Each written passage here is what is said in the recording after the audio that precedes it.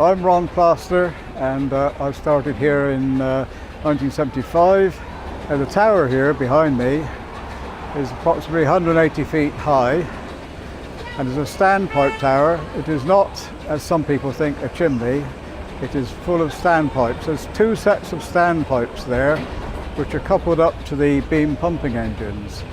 Now, as you appreciate, the beam pumping engines, the pumping of the water is actually done by the weight of the pump, and the engine lifts the weight and draws the water into the pump, then it lets it go, and that weight then forces the water up to a 180 foot head.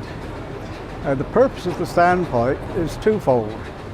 It safeguards the pump against loss of load due to a fracture of the mains, say round the corner, and it also makes the pumping more efficient, because as the reservoirs that we're pumping to are about 5 miles away, then the pump itself doesn't have to overcome pipe friction in pushing the water for 5 miles. It pushes the water up the pump side of the standpipe, which is open to the atmosphere at the top.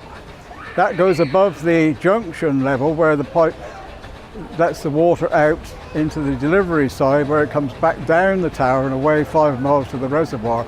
So having raised the water above the level of the reservoir, then gravity then delivers the water to the reservoir whilst the pump is doing its return stroke. So that's the twofold things that is carried out by this standpipe tower.